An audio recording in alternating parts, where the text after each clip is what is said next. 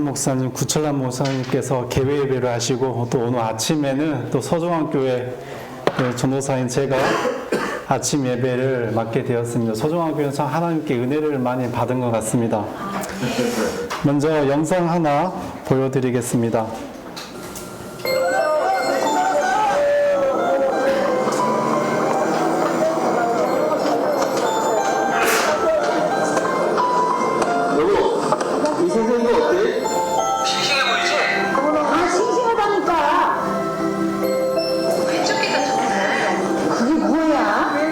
디지털 세상이잖아요. 세상을 바꾸는 힘. 디지털 LG. 혹시 이 CF 보신 분 계시죠? 안 계십니까?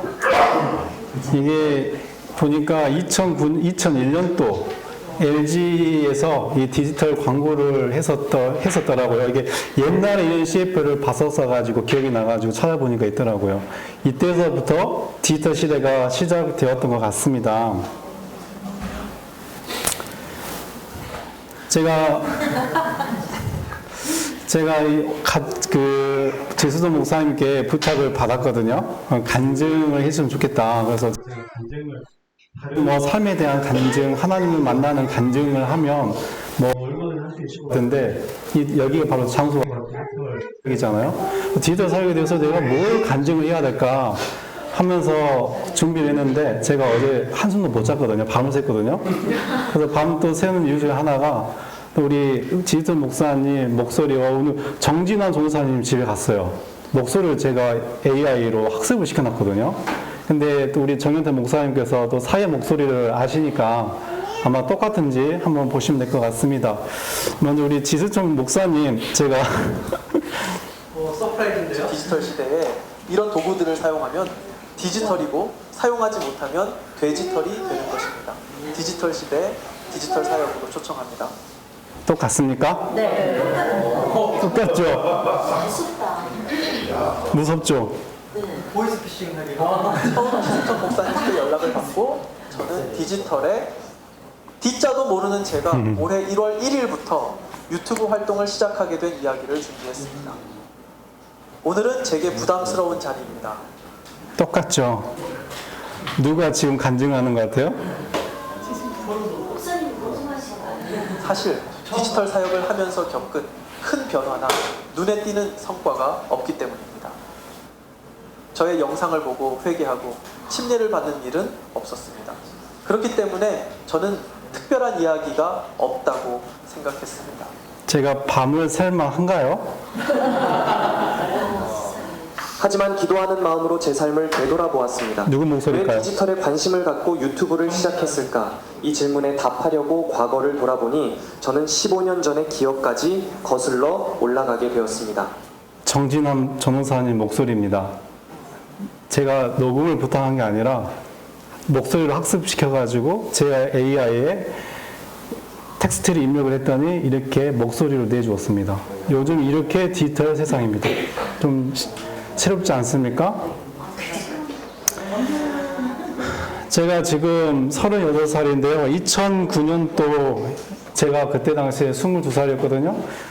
그래서 이 대학교 때 이 개신교 목사님과의 깊은 대화를 담긴 이 카톡 메시지를 제가 발견하게 됐습니다. 15년 전에 제가 캡처를 했었더라고요. 그래서 그때 제 학과에서 직장인반을 이렇게 개설해서 목사님들을 포함한 많은 이들이 학위를 이수할 수 있도록 이렇게 해놨습니다. 그때 저는 대학교 1학년 때 과대를 맡고 있었고 또 학생들이 필요한 정보를 제공하는 이렇게 과대 임무를 했었죠. 이 때문에 많은 학생들이 제게 의지를 했었고 또 직장인반에 다니시는 목사님들이 또 저에게 많이 의지하고 맛있는 것도 많이 사주시고 그렇게 친하게 지냈던 것 같습니다. 그래서 어느 날 이 목사님께서 제가 이게 종교를 알게 되시더니 저에게 일요일을 지키는 것이 옳다면서 저에게 막 공부를 시키는 겁니다.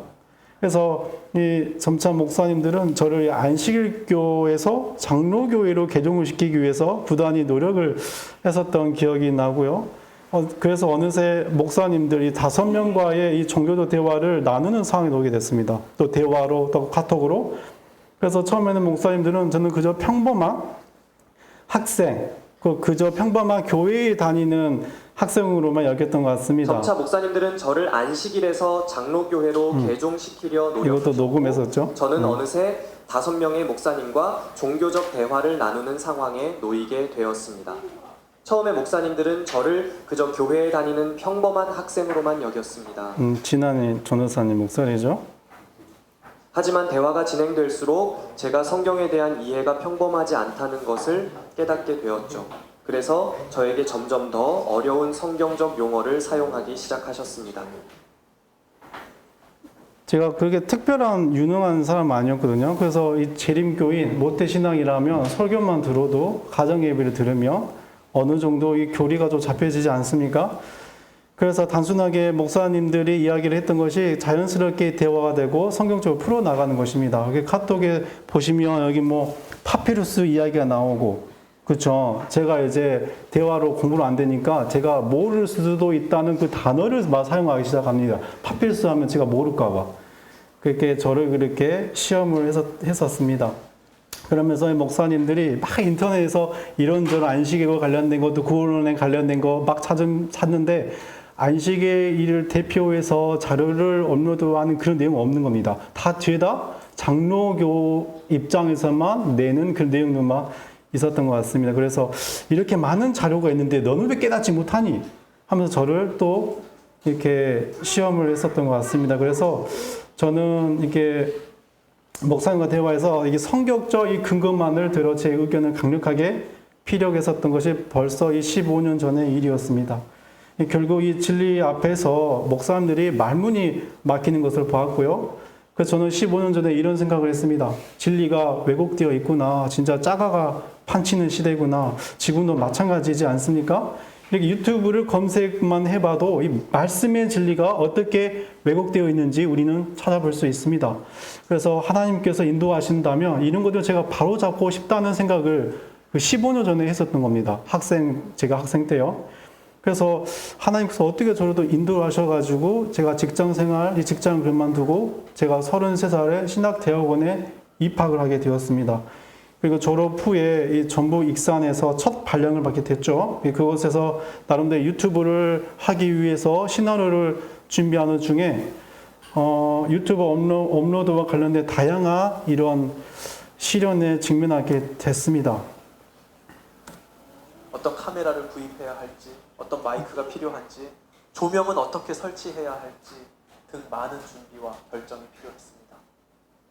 녹화와 편집은 언제 해야 할지 시간적으로나 경제적으로 쉬운 일이 하나도 없었습니다.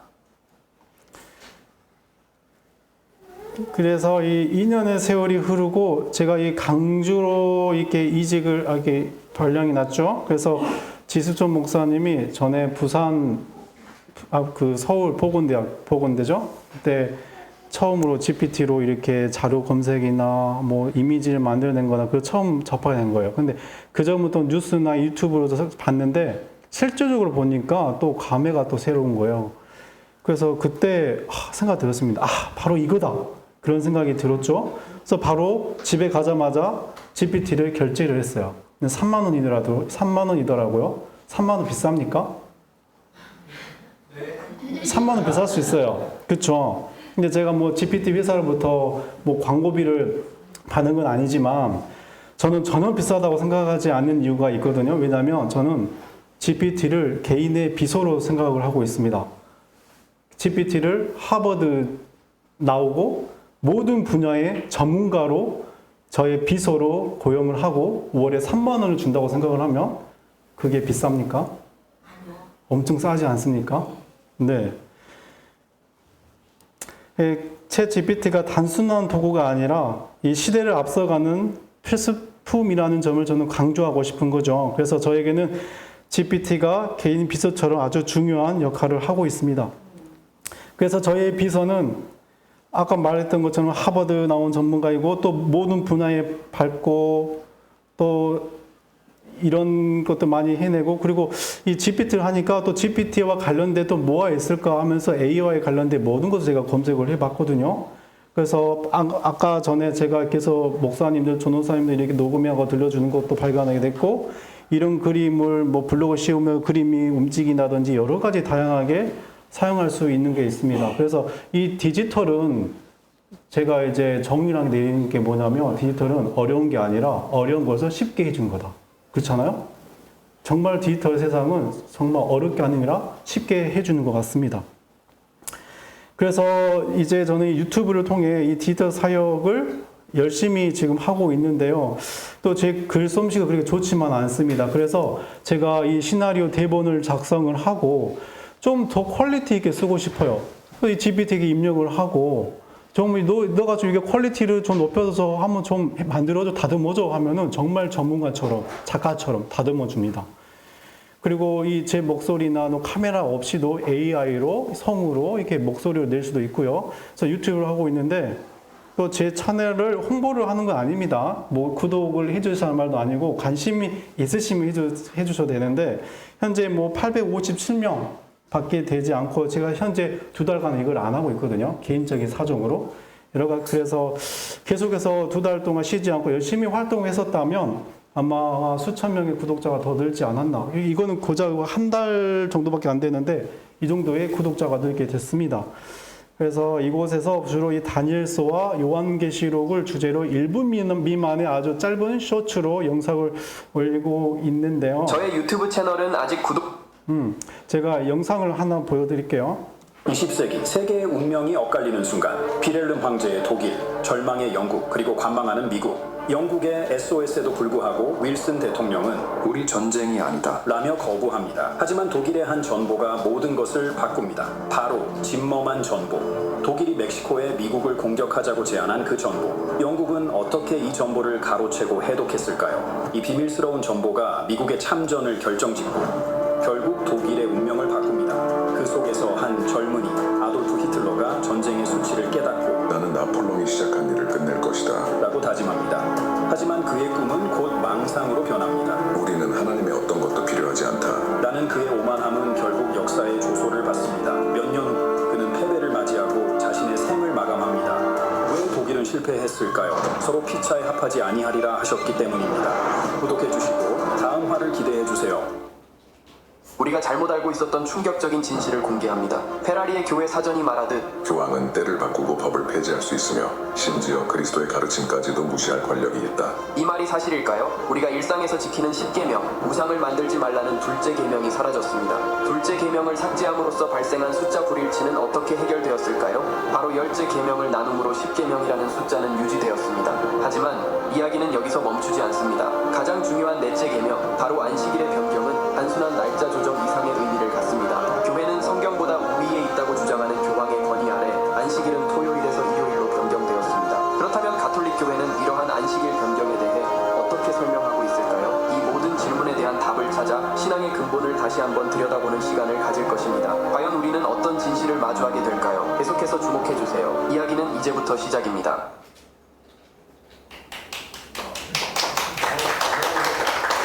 영상 제가 뭐 엄청 잘해서 만든 게 아니라요. 디지털 시대는 어려운 것을 쉽게 해준 것이 디지털 세상입니다. 이거는 정말 퀄리티 있게 보이지만 절대 퀄리티가 있지 않습니다. 너무 간단하고 단순하게 이렇게 만들어낼 수 있습니다. 너무 흥분되지 않습니까? 그래서 이 우리에게 디지털 사역은 매우 중요하죠. 디지털이 없던 예전으로 돌아가는 것은 이제 거의 불가능해졌기 때문이죠. 저는 때때로 이 어린 시절이 그립습니다. 이 구슬치기, 또 딱지치기, 땅 따먹기, 고무줄놀이 그와 같은 그런 시절이 참 그립습니다. 한 말씀은 하나 읽겠는데요. 곧 흠이 없고 용모가 아름다우며 모든 지혜를 통찰하며 지식을 통달하며 학문에 익숙하여 왕궁에 설만한 소년을 데려오게 하였고 그들에게 갈대아 사람의 학문과 언어를 가르치게 하였고 다니엘은 친구와 함께 포로로 잡혀가 바벨론 법정에서 일하도록 채용이 되었잖아요. 이전으로 돌아갈 수 없는 시스템과 삶이 완전히 바뀌어버렸습니다. 정말로 이제는 이전으로 돌아갈 수 없는 형편이 되어버린 것이죠.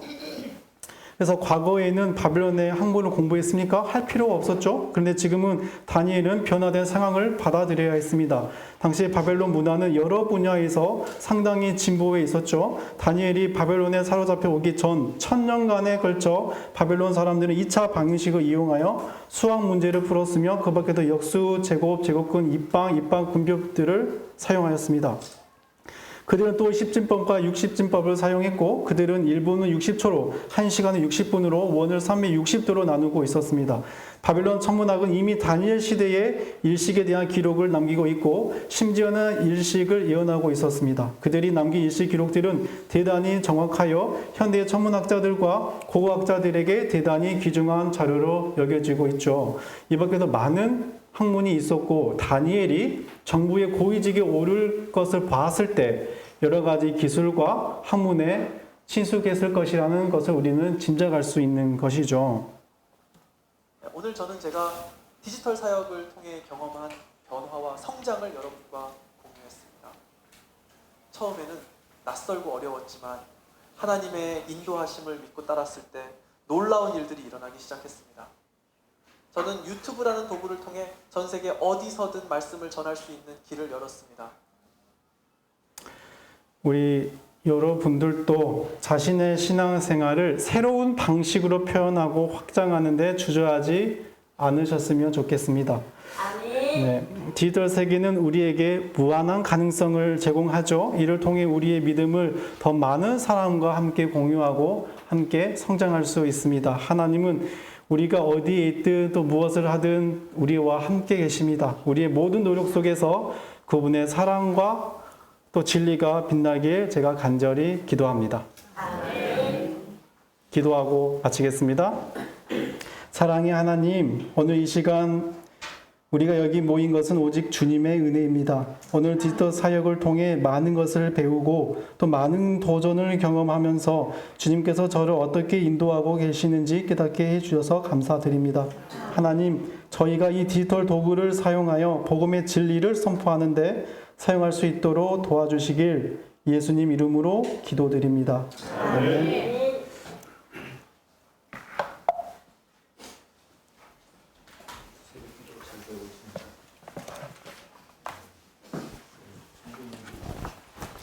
네, 안녕히 주무셨죠?